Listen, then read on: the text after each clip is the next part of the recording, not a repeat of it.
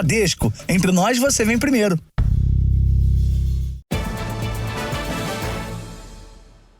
Olá, muito boa noite para você. Boa noite. As fronteiras do Egito com a faixa de Gaza foram abertas pela primeira vez desde o início do conflito no Oriente Médio.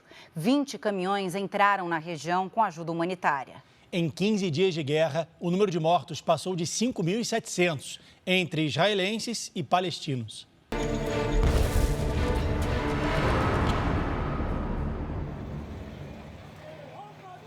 Houve muita comemoração quando os primeiros caminhões atravessaram a fronteira de Rafah. O envio da ajuda humanitária atrasou por causa da condição ruim das estradas na faixa de Gaza, alvos constantes de ataques. Cerca de 100 caminhões aguardam na fronteira, todos carregados com itens de necessidades básicas, como água, comida e remédios.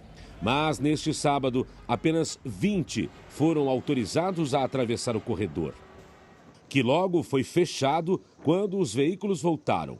A passagem de Rafah é o único ponto de acesso ao território palestino fora do controle direto de Israel. Segundo autoridades das Nações Unidas, esse comboio de ajuda humanitária não será o último.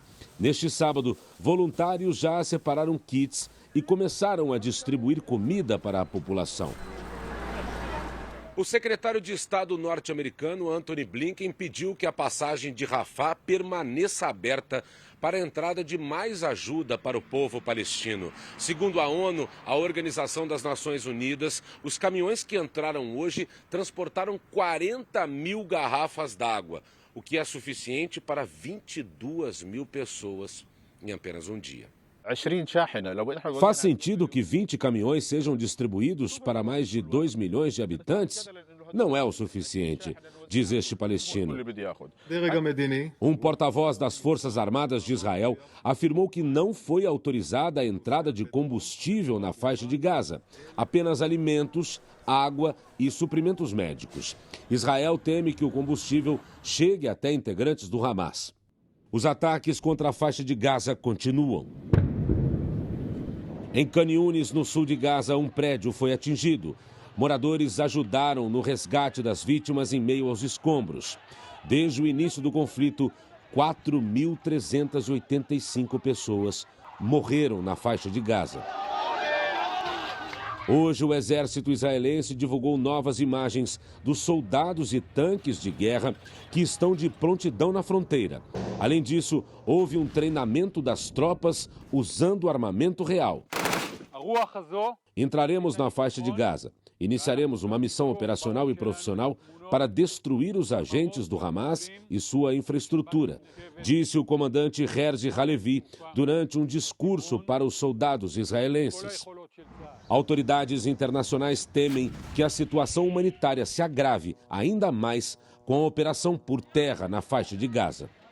As atenções de Israel ainda se concentram na fronteira com o Líbano. Segundo as autoridades israelenses, novos alvos foram atacados hoje, entre eles bases militares e infraestruturas do grupo terrorista Hezbollah. O Hamas divulgou um novo vídeo em que mostra a libertação das 2 americanas mantidas reféns pelo grupo terrorista desde a invasão a Israel há 2 semanas. Na gravação, Judith e Natalie Hanan aparecem saindo de um carro, acompanhadas por integrantes do Hamas, que têm os rostos desfocados. Em seguida, elas são entregues a representantes da Cruz Vermelha. Segundo autoridades israelenses, as 2 estão numa base militar do país. Antes de serem levadas para a faixa de Gaza, mãe e filha que moram nos Estados Unidos estavam numa comunidade rural no sul de Israel para comemorar o aniversário de um parente. O local fica a menos de 2 quilômetros do território palestino. Hoje, o presidente americano Joe Biden conversou com as 2 por telefone. Em vídeo divulgado numa rede social, Biden diz estar feliz por elas estarem fora da zona de conflito e pergunta se estão bem. Do outro lado da ligação, as 2 confirmam e agradecem.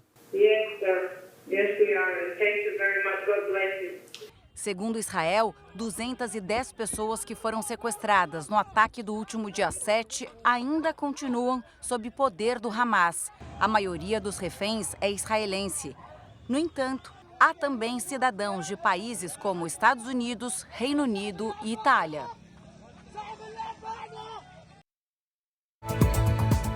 Você vai ver também.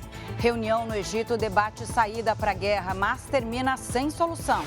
Terroristas espalham medo com publicações de vídeos nas redes sociais.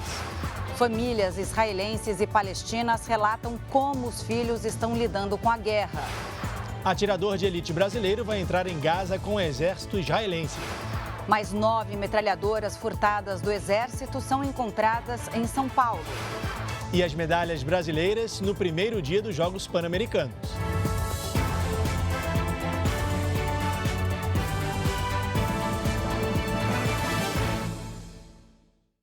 Oferecimento: Bradesco, Pix pelo WhatsApp com a Bia é fácil.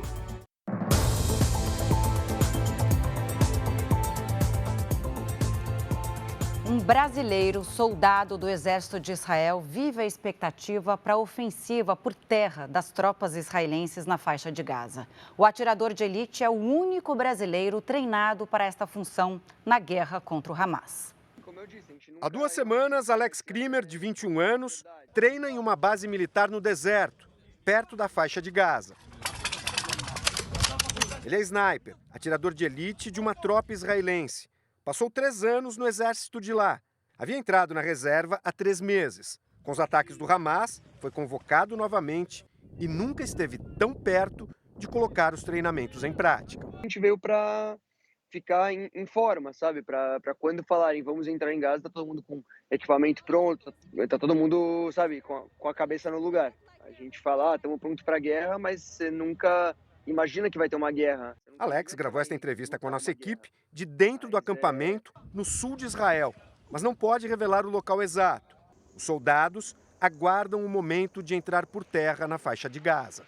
Por eu ser o sniper do meu pelotão, eu tenho que estar muito acordado, eu tenho que estar muito concentrado. A gente não sabe quando a gente vai entrar, mas muito provável a gente vai entrar. Dependendo da arma, da munição e das condições do local, o disparo de um sniper pode atingir uma pessoa a cerca de 1 quilômetro.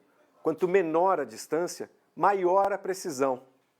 Aquele ônibus está a 150 metros daqui. É o alvo desse atirador de elite da Polícia Civil de São Paulo. Vicente Ancona é sniper do GERO, Grupo Especial de Reação, há mais de 30 anos. Ele explica a importância do atirador de elite em um combate. A função dele, primeiro, a neutralização de objetivos importantes. Segundo, trazer proteção ao time. E terceiro, trazer desconforto ao adversário. Quando você tem um atirador designado, um atirador com tiro colocado no campo, até que ele seja localizado e neutralizado, você para uma tropa inteira. Vicente acredita que, por Alex ter sido escolhido e treinado pelo exército israelense, ele não terá problemas técnicos em campo. A maior dificuldade pode ser psicológica. Uma pessoa iniciando suas atividades, jovens, por causa da própria capacitação física e o período de vida, e de repente eles estão expostos a uma carga emocional muito grande. Alex mora em Tel Aviv. Dividia apartamento com um amigo colombiano e 2 brasileiros. Um deles, o gaúcho Hanani Glaser, morto no ataque terrorista do Hamas à festa rave há 2 semanas. Apesar da perda, ele procura se concentrar no treinamento e na missão que está prestes a executar. Esse é o meu dever, é a minha obrigação, cumprindo a minha parte mesmo. O 7º voo de repatriação da Força Aérea Brasileira chegou hoje de Israel com 69 passageiros. Havia 3 bolivianas na lista. O avião da Força Aérea deixou 2 brasileiros no Recife antes de finalizar a viagem no Rio de Janeiro. Ainda na pista da base aérea do Galeão, os passageiros estenderam as bandeiras do Brasil, de Israel e da Bolívia, já que entre as 69 pessoas resgatadas, 3 eram bolivianas. Thank you, Brazil. Thank you for having us and taking care of us. Na aeronave também vieram 9 animais de estimação. A gente tinha tudo que a gente precisava do melhor, tinha psicólogo com a gente toda a viagem para dar uma força, também a gente poder falar tudo que a gente passou. Quando falaram que a gente estava pousando aqui no Brasil, já foi um alívio inexplicável. É uma sensação muito estranha de sair de casa para estar voltando para casa, porque aqui é minha casa, mas lá também é. A Michele vai para Belo Horizonte. Ela deixou a mãe em Israel e trouxe na mala lembranças de uma Jerusalém diferente. Ninguém nas ruas, tudo fechado, ninguém não tem trabalho, todo mundo sem saber o que fazer, sem saber quando que vai acabar. O próximo voo da Força Aérea deve deixar Tel Aviv amanhã rumo ao Rio de Janeiro. Segundo a Embaixada do Brasil em Israel, 188 brasileiros já confirmaram interesse. Como a aeronave tem 215 vagas, o excedente será destinado a países da América Latina. A Marilane conseguiu uma vaga no segundo voo de repatriação. Em casa, com as filhas no Rio de Janeiro, ela lembra que esperou o resgate por 3 dias no aeroporto de Tel Aviv e chegou a se abrigar por causa das ameaças de ataque. Horrível foi estes momentos de espera de o que vai acontecer. Como fazer? Quando todo mundo corria, a gente tinha que correr, largar tudo para lá, se jogar no chão, procurar o esconderijo, que eles chamam de bunker, é isso mesmo, né?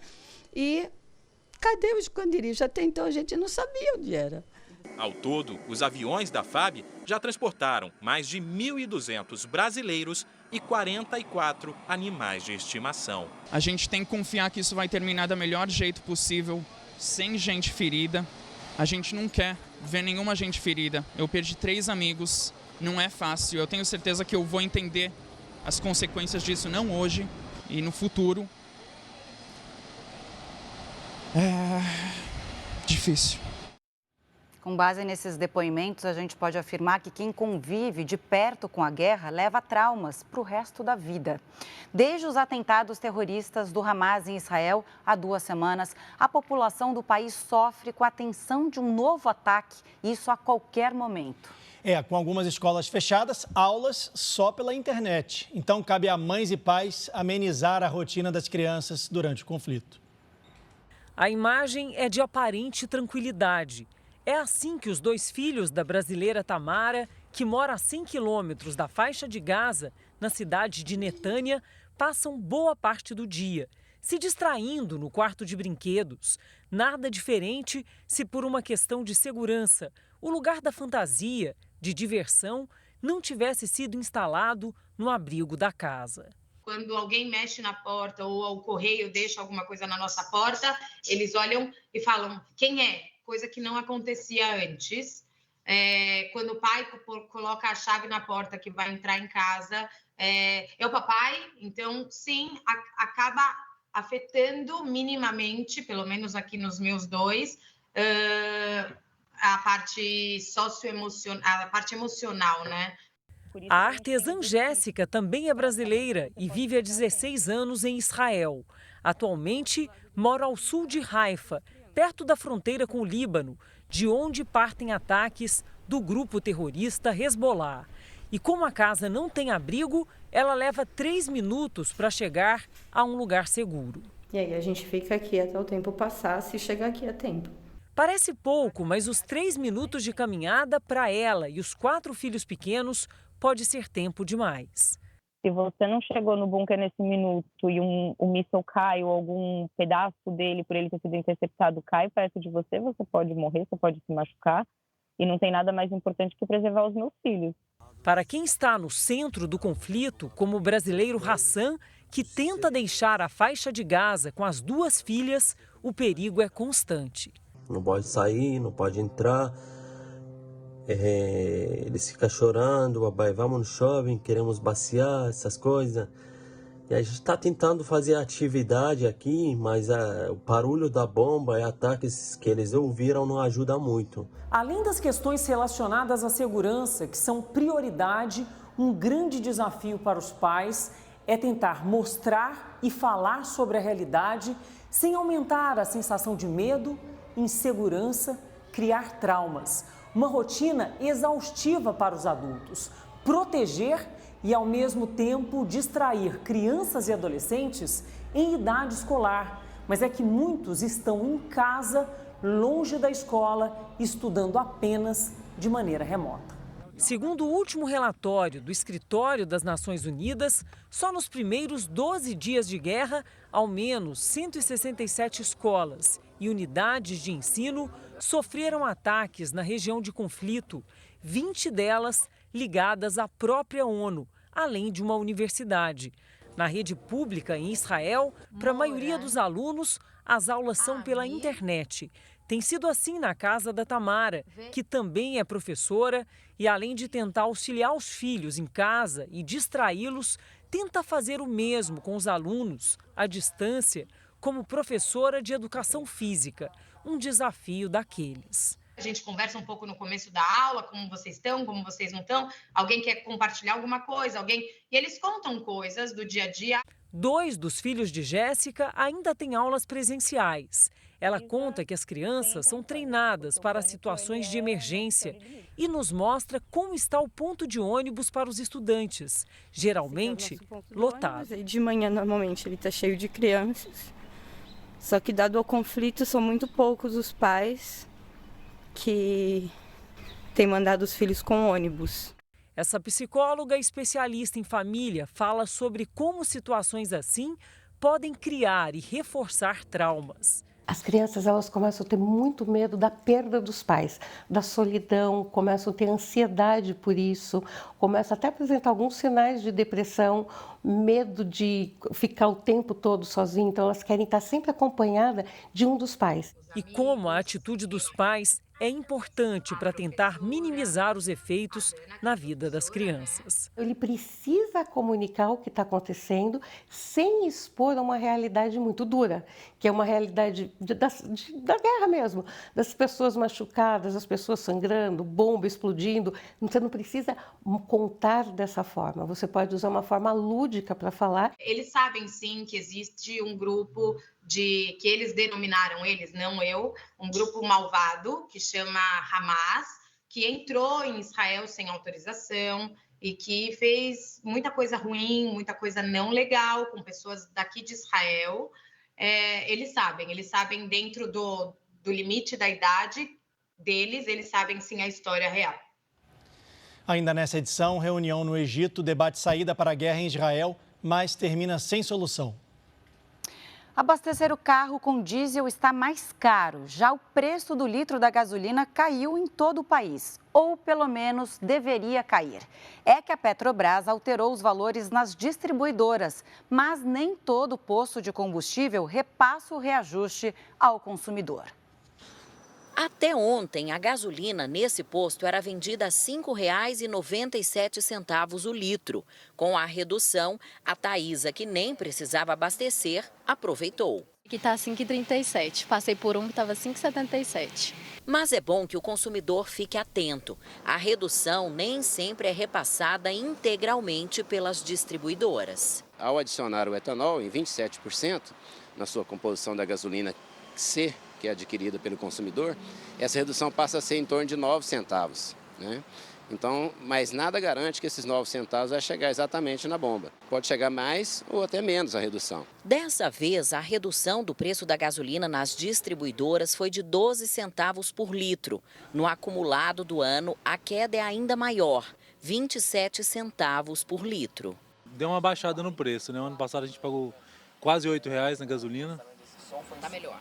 Tá melhor. O preço da gasolina caiu, mas o do diesel subiu. A Petrobras reajustou o valor de venda para as distribuidoras em 6,57%, o que representa um aumento de 25 centavos por litro. É que o mercado de combustíveis tem a influência de fatores internacionais, como agora a guerra no Oriente Médio. Apesar da política da Petrobras estar considerando o preço internacional, é um dos fatores para determinar, mas não o único, como era no governo anterior, né? Mas pode impactar, sim, à medida que diminua a oferta do petróleo no mundo, né? Com relação às guerras.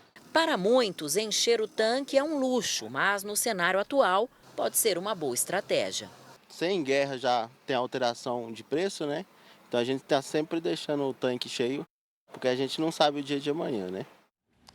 Falando em preço, as chuvas no sul do país já trazem reflexos para os consumidores. Em Curitiba, esse é o outubro mais chuvoso da história e as frutas e verduras já tiveram alta nos preços.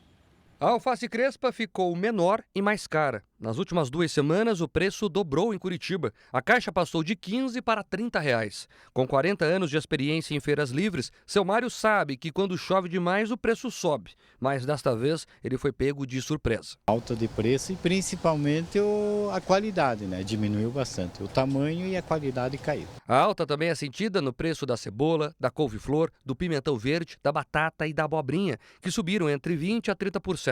Disparou ainda o preço do morango. A bandeja subiu 94%, saltando de R$18 para R$35. O Mateus já sentiu a mudança dos consumidores com o preço mais alto. A gente tenta pegar um pouco menos para a gente não ter tanta perda e acaba tendo que passar um preço meio que carinho para o cliente normalmente. A alta é consequência do outubro mais chuvoso da história de Curitiba. Segundo o CIMEPAR, que monitora o clima na cidade, somente nos primeiros 16 dias desse mês choveu mais de 382 milímetros, um recorde no índice que é monitorado desde 1997. O volume é quase o triplo da média histórica para todo mês. E toda essa chuva afeta diretamente os pequenos produtores, que geralmente fazem o cultivo no modo tradicional, ou seja, a céu aberto. A chuvarada surpreendeu quem produz frutas, legumes e verduras. Curitiba choveu praticamente 3 vezes a média, entende? Quebrou todas as expectativas, até das projeções dos institutos de meteorologia. Isso faz com que ocorram alterações na produção, tanto na quantidade quanto na qualidade de produtos ofertados à comunidade, né? E no curto prazo não se recupera muito rápido essas questões, porque tem que novamente semear aquilo que foi perdido. O especialista diz que o transporte também é um problema, porque muitas propriedades rurais são de difícil acesso. O pequeno produtor rural, ele, para fazer o seu negócio girar, ele depende da entrada de capital das suas vendas diárias. E isso faz com que ele seja o elo mais frágil dessa cadeia. O que resta é torcer para que a chuva dê uma trégua e alivie o bolso do consumidor. Com certeza, né? Eu acho que para todo mundo, né? E hoje, finalmente, não choveu na região sul. Resta saber quanto tempo vai durar essa trégua. E ninguém melhor do que para contar para a gente a Lidiane Sayuri. Né, Lid? Boa noite, seja bem-vinda. E aí, vai dar trégua ou não? Olha, Camila, amanhã já chove no Rio Grande do Sul. E até segunda-feira essa chuva se espalha por toda a região sul. Então a trégua foi pequena. Boa noite para você, Leandro, boa noite a todos que nos acompanham. Neste momento, o tempo fica instável também na faixa litorânea do Sudeste e do Nordeste. O ar quente permanece sobre o interior do Brasil. Na região norte, domingo quente, com pancadas de chuva à tarde e à noite. No litoral do Nordeste, chove a qualquer hora. Em partes do Centro-Oeste e do Sudeste, chuva isolada com raios à tarde. Nas áreas claras, faz sol. Em Porto Alegre, máxima de 29 graus. No Rio de Janeiro, sol entre nuvens com 28. Em Campo Grande, máxima de 36 com pancadas. No Recife, 29. Em Florianópolis, faz até 23 graus. Em São Paulo, 28. Em Brasília e em São Luís, até 32. Em Maceió, 28. Em Rio Branco, 37. E em Manaus, 35. Cuiabá está prestes a bater o recorde histórico de temperatura do país. Neste domingo faz 44 e na segunda, vejam só, os termômetros podem chegar aos 45. Na terça e na quarta volta a chover na região e digamos que o calor diminui para 43 e 37. Hora do nosso Tempo Delivery. A Nivaldina não aguenta mais o calor de Tangará da Serra, em Mato Grosso, Lid. É verdade, olha, mas Nivaldina, aguente mais um pouquinho, viu? O calor segue firme e forte por aí. No domingo e na segunda faz 41 graus. Na terça, 39, com uma chuva significativa à tarde e à noite. A partir de quarta é que a situação fica mais próxima do comum aí para vocês, com uns 36 graus. O Daginor é de Joinville, Santa Catarina. Vamos para lá agora. Daginor, seja bem-vindo aqui no Tempo Delivery. Domingo ensolarado, com 24 graus aí para você. Na segunda faz 27, com chuva à noite. Na terça, pode chover a qualquer hora e faz até 31 graus. Peça também Tempo Delivery pelas redes sociais com a hashtag #VocêNoJR. Camila, Leandro, bom domingo. Ótimo domingo. Obrigado, Lídia. Veja a seguir, reunião no Egito para debater solução para a guerra em Israel termina sem avanços. Eleições presidenciais aqui na Argentina. Resultado parcial já será divulgado na noite de domingo.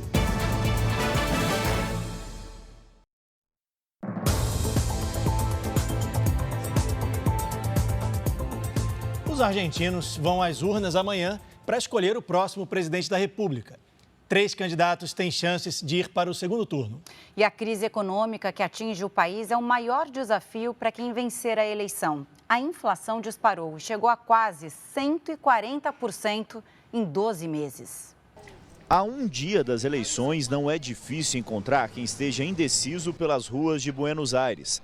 Essa jovem explica que está complicado escolher entre os favoritos, porque ela não colocaria Sérgio Massa, o ministro da Economia de um país em dificuldades econômicas, para ser o presidente, e nem Javier Milei, que propõe um governo ultraliberal. Ela diz que muitos argentinos seguem indecisos. Não sei, e creio que estamos muitos assim. Os argumentos de quem já escolheu o candidato são claros. O Walter, este taxista de Buenos Aires, disse que votará em Sérgio Massa, porque o peronista e progressista, o segundo colocado nas intenções de voto, defende a coisa pública, como a universidade pública e a saúde pública. O máximo, um garçom, votará em Patrícia Bullrich, a ex-ministra de Segurança que está em terceiro lugar nas pesquisas, porque ela promete coisas de verdade. Já esta estudante votará em Javier Milei, o favorito de acordo com as pesquisas. Porque para ela votar nos mesmos de sempre, a Argentina vai continuar sendo a mesma de sempre e para ela não serve. Não serve. Neste domingo, mais de 25 milhões de argentinos vão às urnas. O voto é obrigatório para pessoas de 18 a 70 anos. O sistema de votação aqui na Argentina funciona com cédulas de papel. Apesar de polêmicas recentes com o candidato Javier Milei levantando a possibilidade de fraude, o sistema sempre se mostrou seguro e confiável. Tanto que no próprio domingo, depois das 10h30 da noite, o resultado parcial já deve ser divulgado. Tudo indica que haverá segundo turno. Para vencer amanhã, um dos candidatos precisa ter 45% dos votos válidos ou 40%, com 10 pontos percentuais de vantagem sobre o segundo colocado. Além do presidente, os argentinos vão renovar uma parte do Senado e da Câmara nas eleições deste domingo.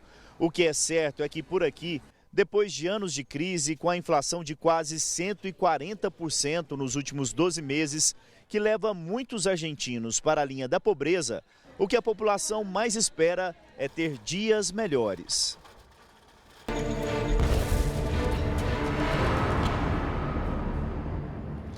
Voltamos a falar da guerra. O Egito sediou hoje na capital Cairo uma cúpula de paz sobre o conflito no Oriente Médio. Representantes de vários países debateram possíveis soluções para evitar que a escalada de violência se agrave ainda mais. A reunião, no entanto, terminou sem avanços.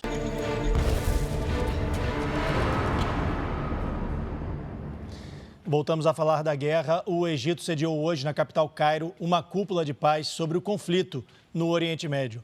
Representantes de vários países debateram possíveis soluções para evitar que a escalada de violência se agrave ainda mais. A reunião, no entanto, terminou sem avanços. Participaram do encontro 19 países, entre eles os 5 membros permanentes do Conselho de Segurança das Nações Unidas. O Brasil foi representado pelo ministro das Relações Exteriores, Mauro Vieira. Em discurso, ele condenou os ataques e os sequestros feitos pelo Hamas, mas também disse que Israel tem responsabilidade em relação aos direitos humanos dos civis envolvidos no conflito. Israel, as the occupying power, has specific responsibilities under international humanitarian rights and humanitarian law. These must be complied with under any circumstance. Em entrevista depois da cúpula, o chanceler brasileiro disse que o objetivo da ida até o Egito é reforçar a mensagem que já foi apresentada no Conselho de Segurança da ONU, nos Estados Unidos, de levar ajuda humanitária para a faixa de Gaza.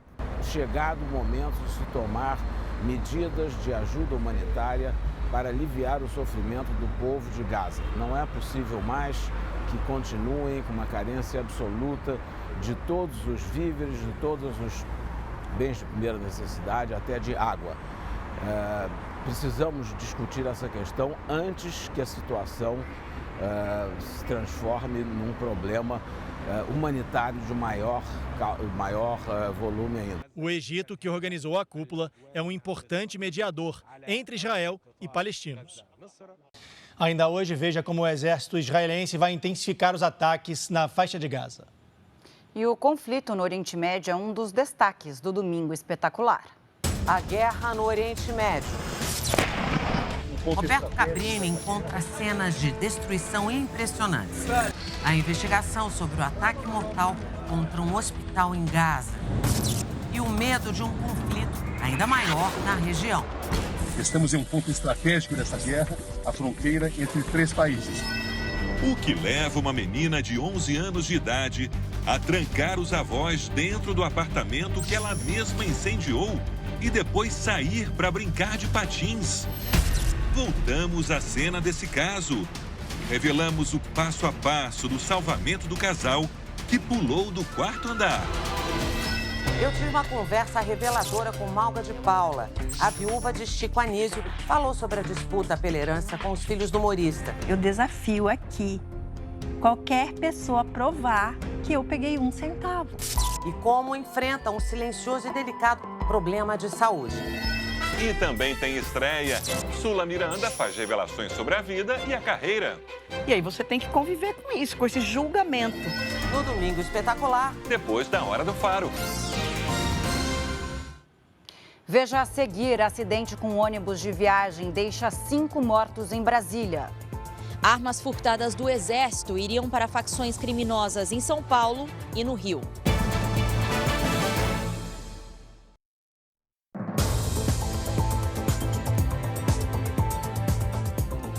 A divulgação dos atos terroristas do Hamas pelas redes sociais espalha medo pelo mundo. São vídeos que revelam uma violência extrema e chegam sem filtro para quem quiser ver. Especialistas destacam a necessidade de regras e medidas para controlar esse tipo de conteúdo.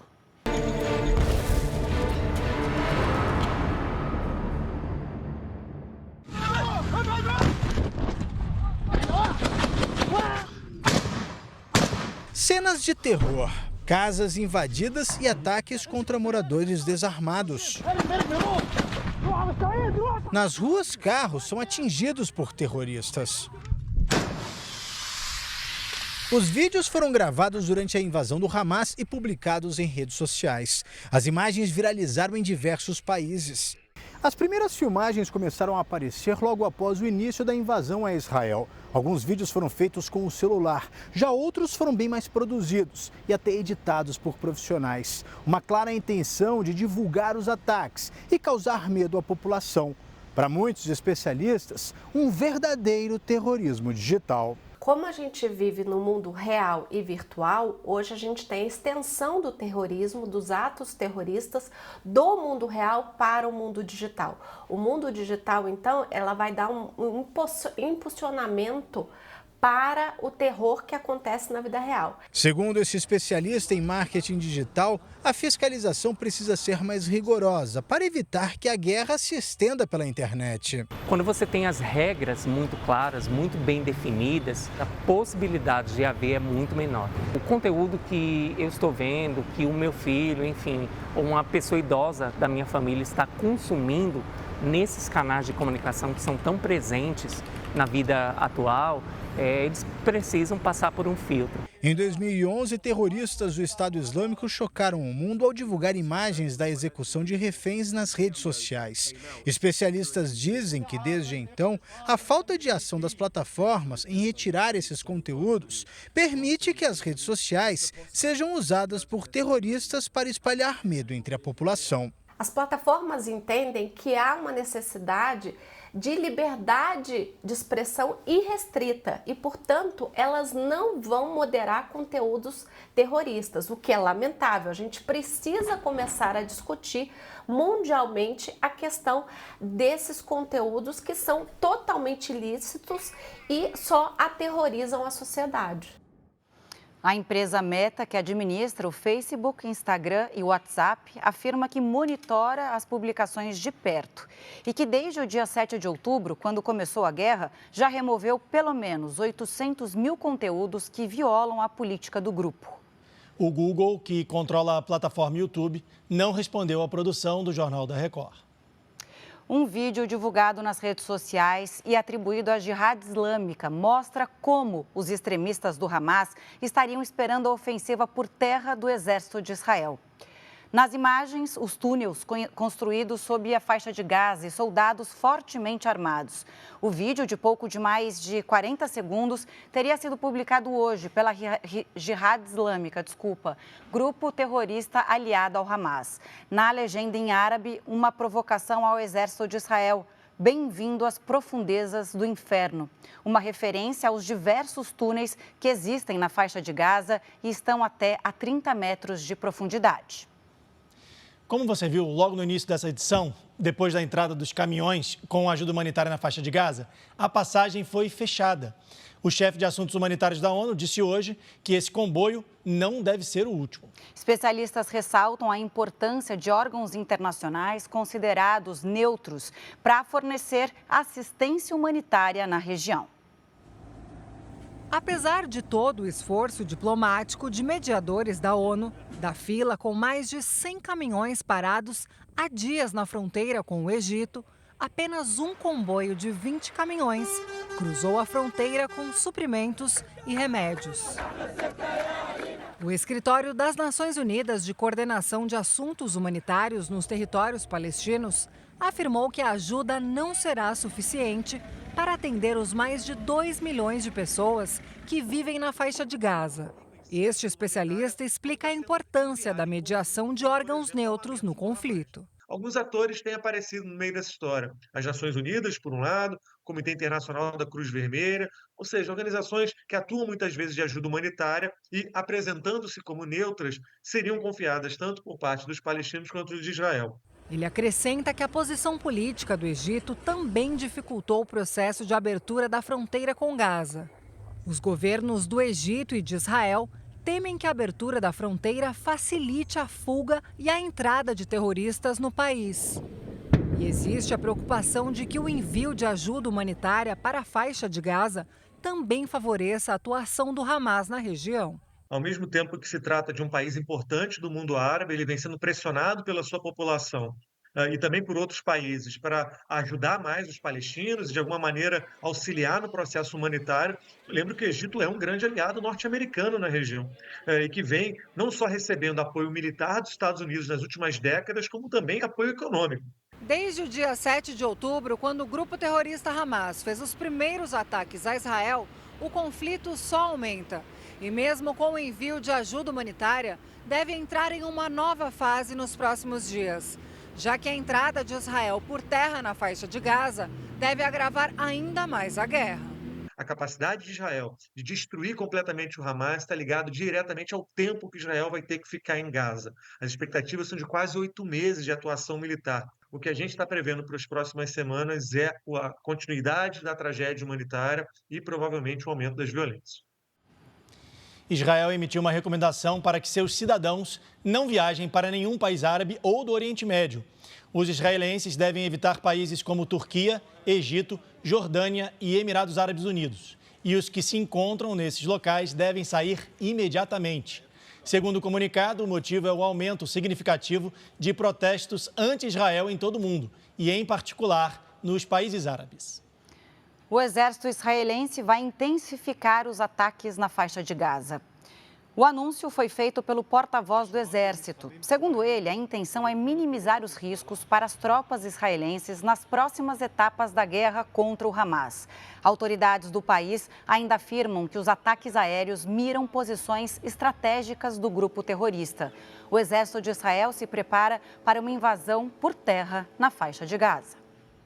Os jogos da Liga Inglesa de Futebol começaram com um minuto de silêncio em homenagem às vítimas da guerra.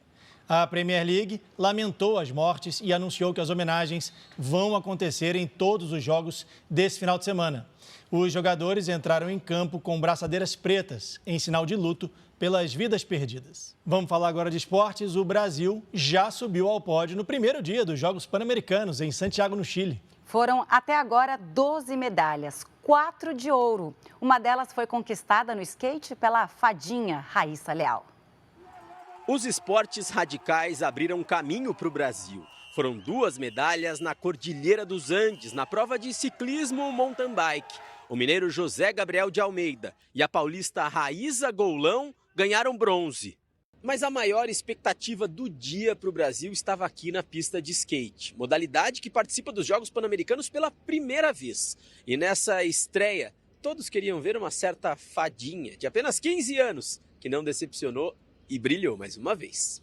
Raíssa Leal não deu chances às adversárias. Com as melhores manobras e notas, levantou a torcida, garantiu o ouro e fez o hino brasileiro tocar no Chile. Já são tantas medalhas e competições que ela até se confunde. Meu primeiro é... Calma, buguei. Pra mim é uma coisa assim surreal, só gratidão a todo mundo que apoiou e incentivou. Uma prova perfeita para o Brasil. Pamela Rosa também subiu ao pódio, ficando com a prata. Eu acho que a gente vem para fazer isso, né? Deixar um legado aí, mostrar que a gente é unido ali também. Mostrar que a gente veio para se divertir acima de tudo. O cearense Lucas Rabelo mostrou que o Brasil é o país do skate e ficou com o ouro no masculino. Feliz demais, sabe? Poder representar os brasileiros também. Todo mundo recebi muitas mensagens, muito suporte, a galera se confiando muito, então... Essa sensação de muito orgulho e gratidão em geral. Nos esportes tradicionais, mostramos nossa força com a vitória das meninas do vôlei no clássico contra Cuba, 3-0. Na natação, outra dobradinha brasileira. Maria Fernanda Costa e Gabriele Roncato garantiram no 400 metros livre prata e bronze. No masculino, na mesma prova, Guilherme Costa conquistou o ouro. E a Polícia Civil de São Paulo encontrou hoje mais 9 metralhadoras que foram furtadas de um quartel do Exército. As armas seriam encaminhadas para a maior facção criminosa do país. As armas de guerra estavam em um lamaçal numa área de mata em São Roque, interior paulista. Os policiais chegaram até lá a partir de informações do Serviço de Inteligência. Eles foram recebidos a tiros pelos criminosos que conseguiram fugir. A informação de inteligência foi que essas armas seriam vendidas ou passadas para outros criminosos, por isso que os policiais foram até esse local. Os agentes recuperaram 4 metralhadoras calibre 7,62 e 5 calibre .50. Todas têm a numeração e o nome do Exército Brasileiro registrados e fazem parte das 21 armas furtadas do quartel de Barueri, na Grande São Paulo.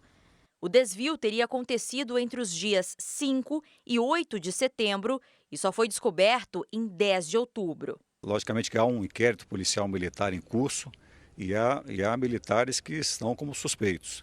Mas isso não quer dizer que esses militares que estão aquartelados são suspeitos. Eles estão ali para poderem colaborar com a investigação e poderem serem até mesmo empregados fora do quartel. Na quinta-feira, 8 metralhadoras já tinham sido recuperadas no Rio de Janeiro. Segundo a investigação, elas estavam na favela da Rocinha e foram levadas para a Gardênia Azul. As 2 regiões são controladas pela maior facção do estado.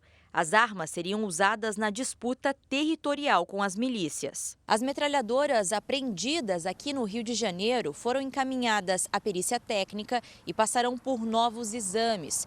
Os investigadores tentam encontrar impressões digitais ou material genético que ajudem a identificar os autores do furto ou os criminosos que compraram o armamento.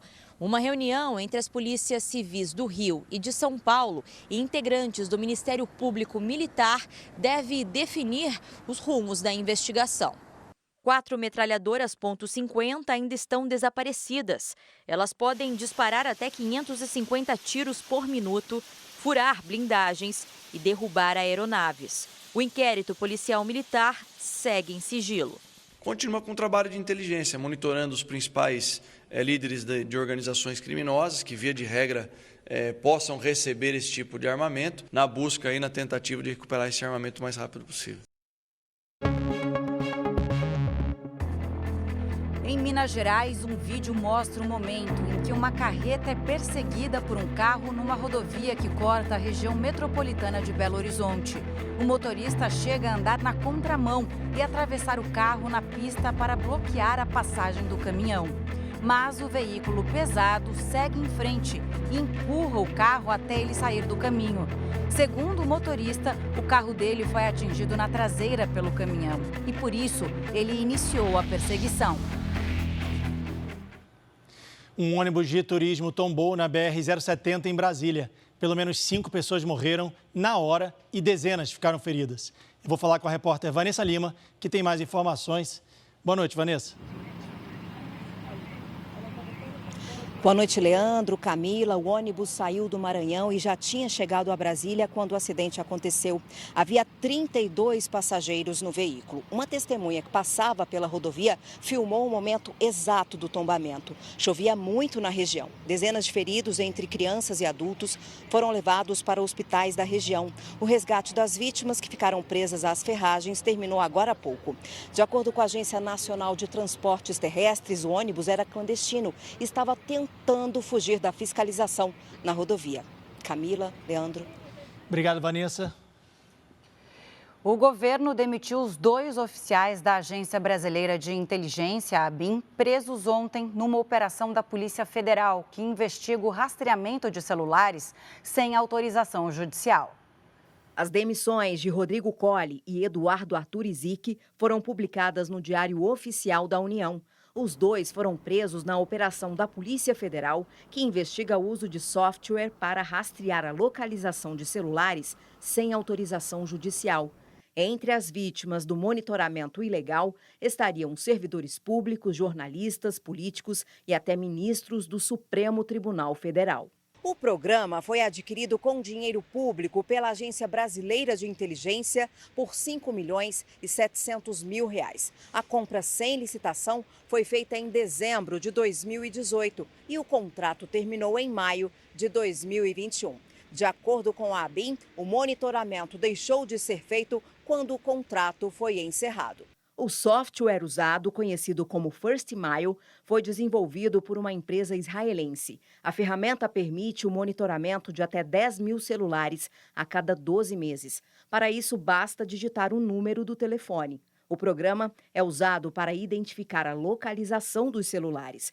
Alertas em tempo real também são emitidos para informar sobre deslocamentos dos aparelhos cadastrados. Esse engenheiro de sistemas e especialista em segurança cibernética explica que o programa não revela o conteúdo das ligações, mas identifica quem está ligando e a localização do aparelho. Você tira a privacidade mesmo, aonde a pessoa está, aonde a pessoa foi.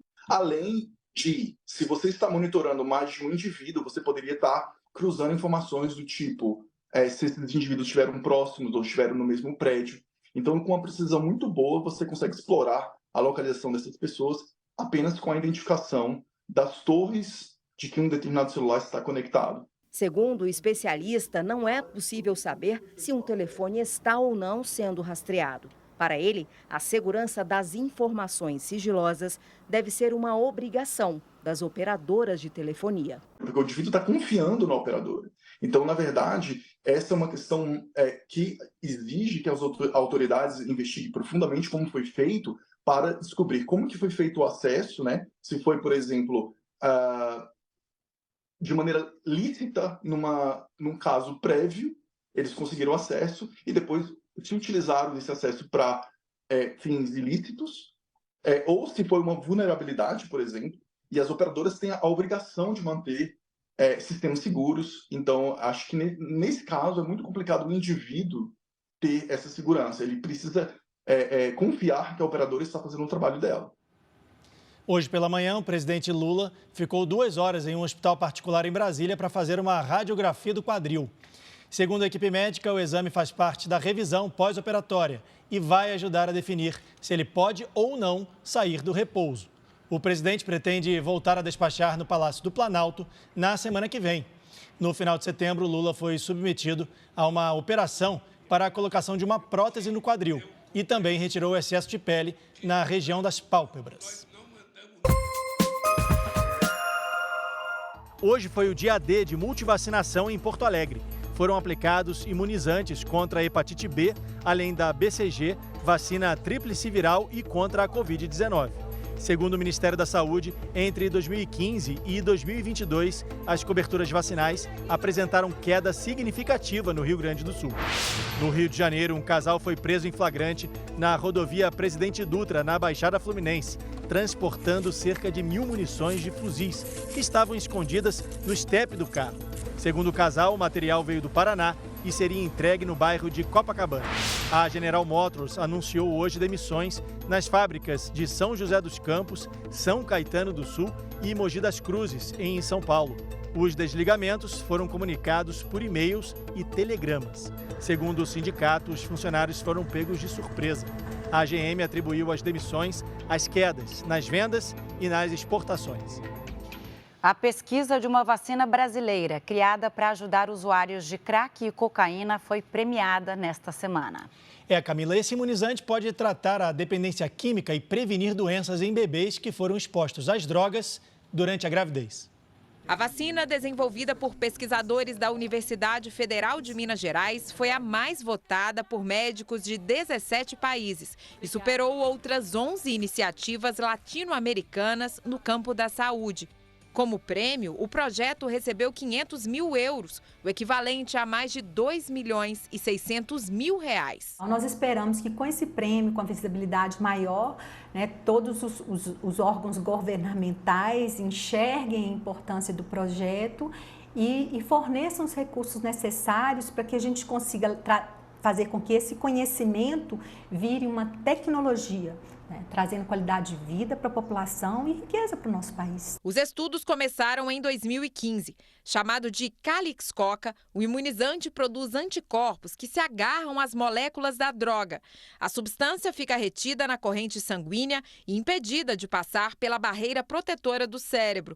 Dessa forma, as áreas de prazer e euforia não são ativadas quando há o consumo e não levam à compulsão. Além de tratar a dependência de crack e cocaína, a vacina também previne doenças em bebês expostos às drogas durante a gestação. O trabalho estava parado desde o fim do ano passado por falta de recursos. Com o prêmio e o financiamento de 10 milhões de reais anunciado pelo governo de Minas Gerais em agosto, os pesquisadores esperam avançar para a próxima fase do estudo, os testes em humanos. Se nós tivéssemos o recurso todo hoje, a gente precisaria de 2 a 3 anos para conseguir chegar com isso num licenciamento para poder ser usado em pacientes, caso dê certo. Mas o caminho até a distribuição do medicamento ainda é longo e caro. A estimativa é de que ainda sejam necessários mais 30 milhões de reais para que a Calix-Coca esteja pronta para aplicação em dependentes químicos. Mas a gente ainda tem que enfrentar esses estudos, então é um estudo de fase 1, que é feito normalmente com voluntários sãos,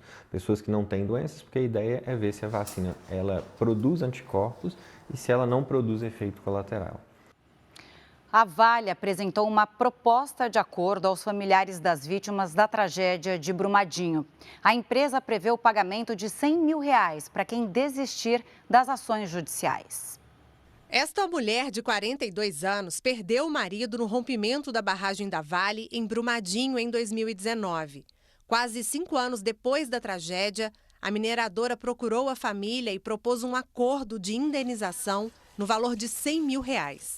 Abriu a ferida quando a Vale falou que ia pagar esse pleito para a gente, porque para a gente receber, a gente tem que mandar toda a documentação. Quando a gente pega um atestado de óbito, a gente vê como foi enterrado o marido da gente. O mesmo acordo foi oferecido a esta dona de casa de 44 anos, que ficou viúva depois que o marido foi soterrado pela lama. O sentimento foi de decepção. Me senti um lixo, de assinar um documento que a gente não vai ter direito a um processo que a gente tem direito a ele, que é o da Alemanha, contra a Tuvisud. As duas mulheres decidiram não aceitar a proposta, já que entre as exigências para assinar o acordo está a desistência de todas as ações na justiça que cobram pelos danos causados pelo rompimento da barragem. Atualmente, as famílias movem ações com valores bem mais altos no Brasil e no exterior contra a empresa. Na Alemanha, a TÜV SÜD, empresa contratada pela Vale para atestar a estabilidade da barragem na época do rompimento, pode ser condenada a pagar até 4 milhões de reais a cada pessoa que perdeu um familiar na tragédia. O advogado das famílias pediu alterações em algumas cláusulas do contrato. Essa questão está mais voltada a uma ação indenizatória na Alemanha, em que alguns beneficiários possuem contra a TÜV SÜD. E a Vale está se resguardando, através dessa minuta, de que futuramente, se eventualmente e futuramente ela venha a fazer parte desse processo, ela vai estar recebendo desde já a sua quitação. A Vale também responde ao processo da tragédia de Mariana em 2015. Nesta semana, a Defensoria Pública da União e o Ministério Público Federal pediram a condenação da Vale, BHP e Samarco por dano moral coletivo, no valor de 100 bilhões de reais, pelo rompimento da barragem de Fundão. Mesmo sabendo que nada vai trazer de volta quem foi levado pela lama, as famílias querem justiça. Pode passar 30 anos, nunca vou esquecer. Em nota, a Vale disse que as indenizações seguem o termo de compromisso firmado com a Defensoria Pública de Minas Gerais e que todos os acordos são homologados pelo Poder Judiciário. Em Belém, a precariedade de algumas embarcações colocam em risco a vida da população que precisa usar barcos para se locomover. Barcos em condições precárias, motores sem proteção e até botijão de gás sendo transportado de forma inadequada. Uma realidade que preocupa quem precisa desse tipo de transporte. A senhora tem medo de andar nesses barcos, hein? Eu morro de medo, mas eu tenho que ir, né? Nessas embarcações menores, o risco também é grande. Os passageiros sequer usam coletes. Esta semana, mais de 30 passageiros ficaram 2 horas à deriva no meio do rio. O barco simplesmente parou, né? Parou de navegar.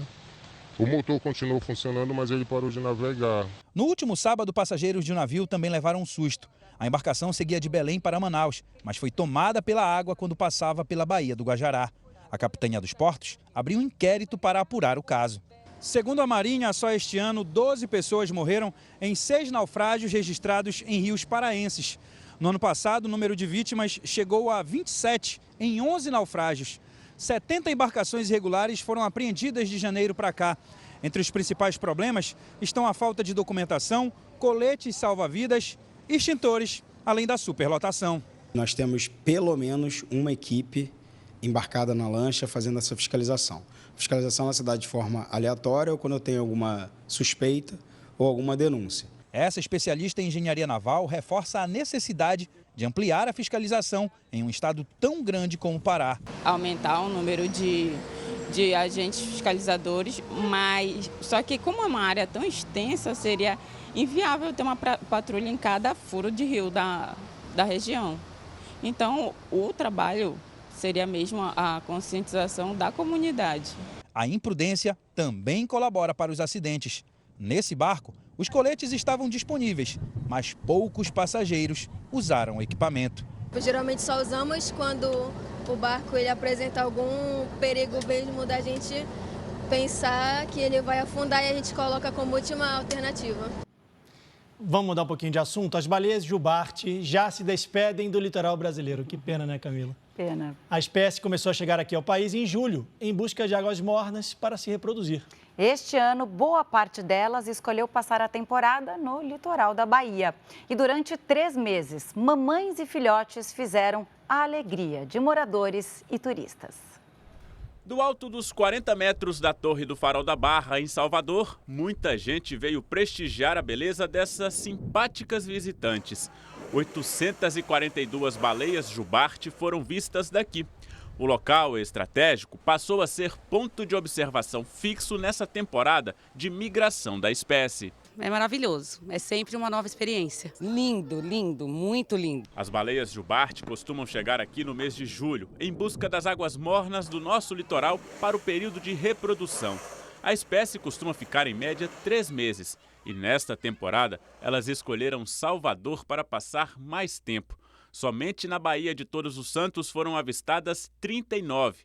Muitas delas nadavam ao lado de barcos de pesca, chegavam próximo à praia e se exibiam para os turistas nessas embarcações. Salvador tem essas praias maravilhosas, águas quentes, águas tranquilas, que são importantes para a biologia do animal. As fêmeas procuram esses lugares mais tranquilos para poder ter os seus filhotes e os machos vêm atrás dessas fêmeas para poder copular. A população de baleias cresceu 10% por aqui este ano. A espécie já se aproxima da recuperação total, após ter sido quase extinta. O interesse da população também aumentou. Quase 50 mil turistas estiveram aqui no Farol da Barra neste período para avistar os animais deste ponto privilegiado. As baleias, que podem ter até 16 metros e pesar 40 toneladas, começaram agora a jornada de volta. Uma viagem que pode chegar a 9.000 quilômetros em direção às águas geladas do Polo Sul. A gente disponibilizava os binóculos para que eles também observassem os animais. E a gente está comemorando esses resultados significativos desse ano aqui em Salvador.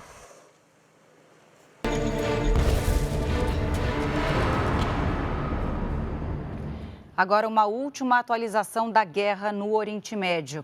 Israel informou que 6 combatentes do Hezbollah foram mortos durante confronto na fronteira com o Líbano neste sábado. Em outro ataque, um soldado israelense ficou gravemente ferido após ser atingido por um míssil numa cidade no norte de Israel. O Jornal da Record de hoje termina aqui. Novas informações sobre a guerra no Oriente Médio você acompanha amanhã, no Domingo Espetacular. Fique agora com os melhores momentos da série Reis. Record 70 anos. Tem a sua cara. Boa noite e a gente se vê. Boa noite, bom domingo.